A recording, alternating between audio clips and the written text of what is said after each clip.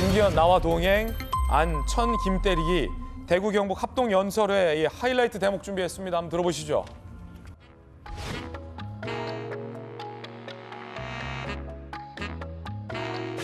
대통령과 정말 호흡을 맞출 지도부가 들어서서 그 지도부가 대통령의 개혁을 힘있게 뒷받침해줘야 된다라고 생각을 합니다. 이제 전당대회 정말 마무리까지 얼마 남지 않았는데 우리가 네거티브 트랩에 빠져서는 안 된다.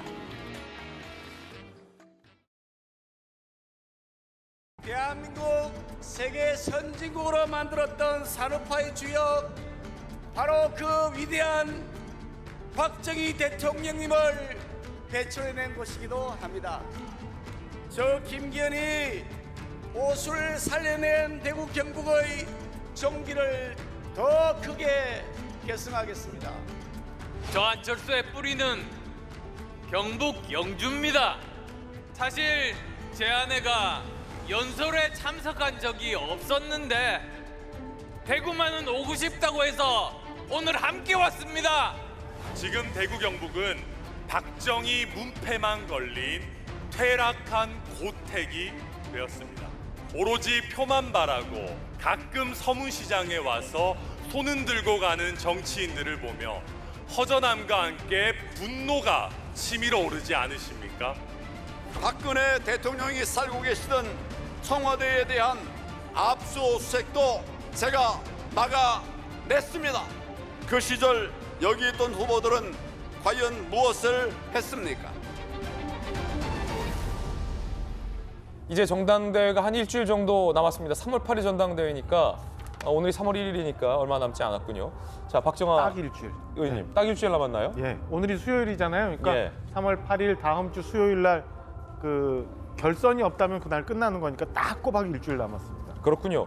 만약에 과반을 특정 후보가 얻는다면 결선 없이 그 후보가 당대표가 되는 거고, 그렇죠. 과반의 후보가 나오지 않으면 상위 4일. 2명의 후보를 놓고 다시 그렇죠. 투표를 하는군요. 그 사이에 이제 토론을 한번 갖고 12일 날 두 후보에 대한 마지막 그 결과가 나오죠. 그러니까 일주일 후, 그다음 내일이 서울, 인천, 경기 마지막 합동 연설회. 그러니까 내일 예. 합동 연설회를 끝으로 해서 이제 그렇군요. ARS 모바일 뭐 이렇게 이제 그 투표가 사실상 시작이 됩니다. 조금 전에 나경원 전 의원의 지지 선언을 힘입은 김기현 의원의 모습도 봤는데요. 그러자 천하람 후보가 이를 비판했습니다. 집단적으로 괴롭힐 때는 언제고 이제 와서 이러느냐라는 겁니다. 한번 들어보시죠. 집단적으로 괴롭힐 때는 언제고 이제 와가지고 아직 이용 가치가 남았으니까 다시 한번 뽑아먹겠다. 저는 정치인이기 이전에 사람이 돼야 된다고 생각하고, 사실은 이거 학폭 2차 가해, 3차 가해랑 뭐가 다릅니까? 김영주 의원님, 나경원 의원 얘기하는 거죠? 네. 그런 대상자인 나경원 의원은 또 어떻게 되는 겁니까?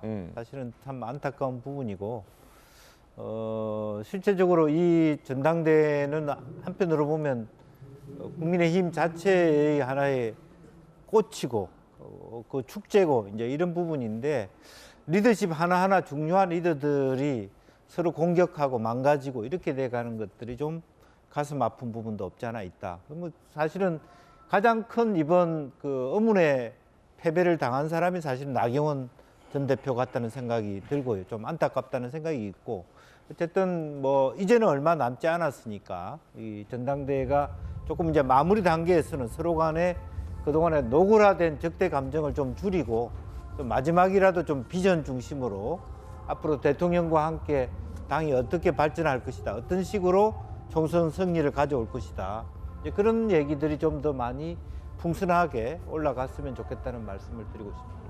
자, 그렇군요. 그런가 하면 김기현 후보는 나경원, 조경태 후보를 넘어서 윤상현 후보도 김기현 지지를 약속했다라고 얘기를 했습니다. 들어보시죠. 김나연대 또 김조연대를 한 것에 이어서 윤상현 의원도 저 김기현을 지지하기로 저와 약속을 했기 때문에 대통합을 위한 밑그림이 거의 다 그려졌다고 말씀드릴 수 있겠습니다. 하지만 윤상현 의원은 연대는 없다. 난 정치적으로 중립이다라고 부인하기도 했습니다. 그런가 하면 황교안 후보는 줄곧 김기현 후보를 비판했는데 마지막에 남은 게 김기현이라면 안 뽑을 수는 없다라는 발언을 했습니다. 들어보시죠. 제가 안 되고 만약에 남은 것이 이제 우리 김기현 후보다. 그러면 안 뽑을 수는 없으니까. 이른바 연대를 하거나 해서 돕겠다는 말씀이세요?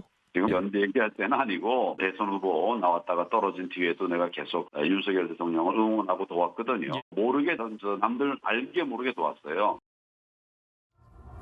알게 모르게 돕겠다라는 취지 같은데 모르게 도우면은 아무도 모르면은 도운 게 맞습니까?